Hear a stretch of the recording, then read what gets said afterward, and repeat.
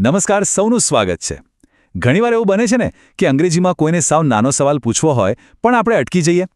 તો બસ આજે આપણે ગ્રામરના ઊંડા નિયમોમાં નથી પડવું. એના બદલે આપણે બનાવીશું એક પ્રેક્ટિકલ ટૂલકિટ. એવી ટૂલકિટ જે રોજબરોજની વાતચીતમાં તરત જ કામ લાગે.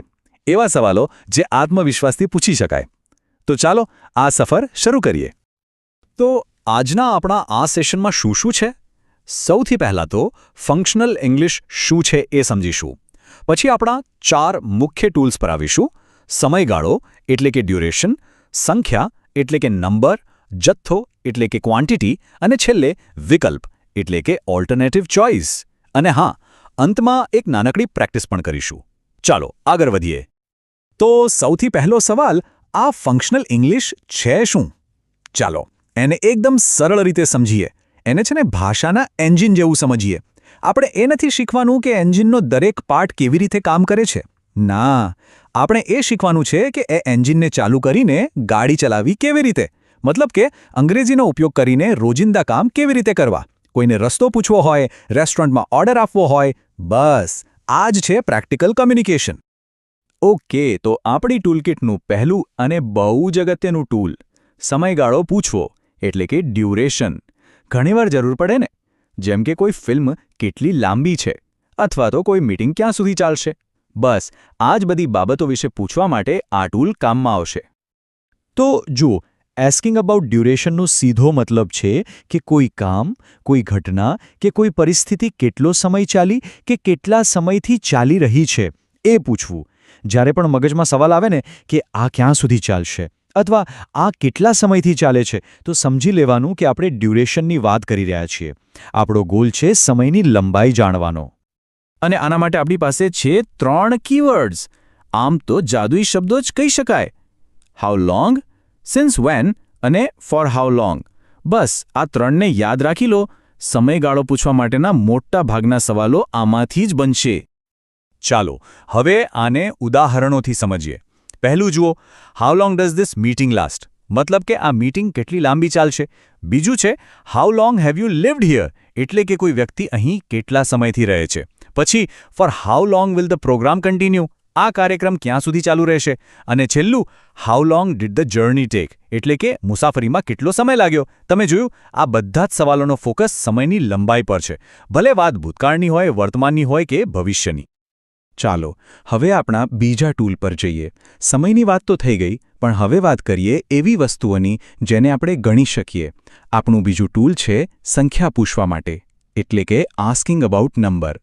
પછી એ લોકો હોય, પુસ્તકો હોય કે પછી રૂમમાં પડેલી ખુરશીઓ હોય. તો આસ્કિંગ અબાઉટ નંબર એટલે શું? એટલે કે કોઈ વ્યક્તિ, વસ્તુ કે કોઈ પણ ચીજ એ સંખ્યામાં કેટલી છે એ પૂછવું. જ્યારે પણ આપણને એક ચોક્કસ આંકડો જાણવો હોય, કેટલા, બસ ત્યારે આ ટૂલ કામમાં આવે છે. અહીં અંદાજો નહીં, ચોક્કસ ગણતરીની વાત છે. અને આના માટેના કીવર્ડ્સ છે હાઉ મેની અને નંબર ઓફ. અને હા, એક વાત ખાસ યાદ રાખવાની છે, હાઉ મેનીનો ઉપયોગ ફક્ત અને ફક્ત એવી જ વસ્તુઓ માટે થાય છે જેને આપણે ગણી શકીએ. 1 2 3 4 એમ. આ એક નાનકડો નિયમ બહુ જ કામનો છે. ઘણી ભૂલો થતી અટકાવશે. ચાલો ઉદાહરણો જોઈએ. પહેલું, how many students are present today? મતલબ કે આજે કેટલા વિદ્યાર્થીઓ હાજર છે. બીજું, how many books do you have?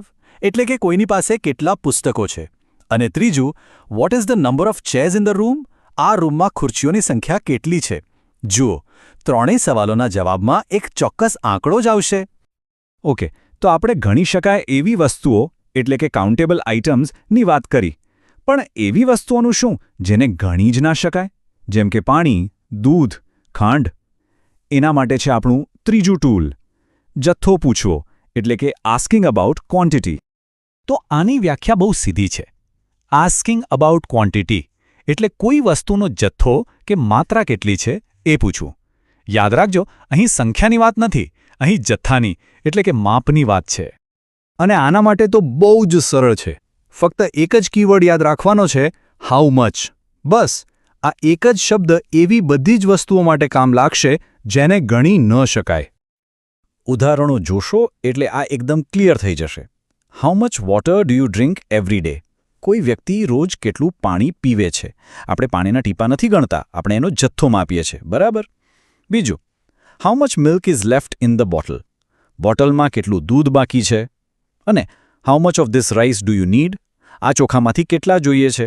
આ બધા સવાલો કેટલું એટલે કે ક્વોન્ટિટી પર ફોકસ કરે છે, કેટલા એટલે કે નંબર પર નહીં. તો ચાલો આ બંને વચ્ચેનો તફાવત એકદમ પાક્કો કરી લઈએ. એક બાજુ છે હાઉ મેની, જેનો ઉપયોગ થાય છે ગણી શકાય એવી વસ્તુઓ માટે, જેમ કે સ્ટુડન્ટ્સ, બુક્સ, ચેર્સ, અને બીજી બાજુ છે હાઉ મચ, જેનો ઉપયોગ થાય છે ન ગણી શકાય એવી વસ્તુઓ માટે, જેમ કે વોટર, મિલ્ક, રાઈસ. બસ આટલો સરળ તફાવત જો યાદ રહી જાય તો વાતચીતમાં બહુ મોટી સ્પષ્ટતા આવી જાય છે. ચાલો હવે આપણે આપણી ટૂલ કિટના છેલ્લા અને કદાચ સૌથી વધુ વપરાતા ટૂલ પર આવી ગયા છીએ. એ છે વિકલ્પ આપવો, એટલે કે ઓલ્ટરનેટિવ ચોઇસ. કારણ કે મોટાભાગની વાતચીતમાં ક્યાંક ને ક્યાંક પસંદગીની વાત તો આવે જ છે, ખરું ને? અલ્ટરનેટિવ ચોઇસનો સીધો સાદો મતલબ છે કે સામેવાળી વ્યક્તિને 2 કે તેથી વધુ વિકલ્પોમાંથી કોઈ એક પસંદ કરવા માટે કહેવું. આનાથી વાતચીતને આગળ વધારવામાં અને નિર્ણય લેવામાં મદદ મળે છે. તો વિકલ્પ આપવા માટે આપણી પાસે મુખ્યત્વે 3 કીવર્ડ્સ કે સ્ટ્રક્ચર્સ છે. પહેલું અને સૌથી કોમન છે ઓર, બીજું છે આઇધર ઓર, અને ત્રીજું છે નાઇધર નોર. ચાલો હવે આ ત્રણેયને એક પછી એક ઉદાહરણો સાથે સમજીએ. સૌથી પહેલા ઓર. આ સૌથી સરળ છે. જેમ કે do you want tea or coffee? ચા જોઈએ છે કે કોફી? બીજું ઉદાહરણ, would you like to travel by bus or by train? બસથી જવું ગમશે કે ટ્રેનથી? અને ત્રીજું, do you prefer summer or winter? ઉનાળો વધુ પસંદ છે કે શિયાળો? એકદમ સીધું અને સરળ. હવે વાત કરીએ આઇધર ઓરની. અહીં જુઓ, you can choose either English ઓર હિન્દી. આનો અર્થ એ છે કે ઇંગ્લિશ અને હિન્દી આ 2 વિકલ્પોમાંથી કોઈ પણ એક પસંદ કરી શકાય છે. તો જ્યારે 2 પોઝિટિવ વિકલ્પોમાંથી એકની પસંદગી કરવાની હોય ત્યારે આઇધર ઓરનો ઉપયોગ થાય છે. અને હવે છેલ્લું નાઇધર નોર. આનો ઉપયોગ ત્યારે થાય છે જ્યારે બંને વિકલ્પોનો અસ્વીકાર કરવાનો હોય, એટલે કે બંનેમાંથી એક પણ નહીં. જેમ કે he likes neither tea nor coffee, મતલબ એને ચા પણ નથી ભાવતી અને કોફી પણ નહીં. બીજું, neither Ram nor Shyam was present yesterday, એટલે કે રામ અને શ્યામ બંનેમાંથી કોઈ હાજર નહોતું. અને છેલ્લું, neither the teacher nor the students were ready. શિક્ષક પણ તૈયાર નહોતા અને વિદ્યાર્થીઓ પણ નહીં. તો બસ આ સાથે આપણી ફંક્શનલ ઇંગ્લિશની બેઝિક ટૂલકિટ તૈયાર છે. આજે આપણે 4 બહુ જ ઉપયોગી ફંક્શન્સ શીખ્યા: ડ્યુરેશન, નંબર, ક્વોન્ટિટી અને ચોઇસ. પણ યાદ રાખજો, કંઈ પણ શીખવું એ તો માત્ર પહેલું પગલું છે. અસલી મજા તો એને વાપરવામાં છે. તો હવે વિચારવા જેવો સવાલ એ છે કે આજે જે પણ ફંક્શન્સ શીખ્યા એનો ઉપયોગ કરીને કયો એક સવાલ પૂછી શકાય. કદાચ ડિનર ટેબલ પર કે પછી મિત્રો સાથે વાત કરતા કોઈ પણ નાની વાતચીતથી શરૂઆત કરી શકાય છે. કારણ કે કોઈ પણ ભાષા શીખવાનો સૌથી સારો રસ્તો છે એને બોલવાનો. તો શીખતા રહો અને બોલતા રહો. ફરી મળીશું.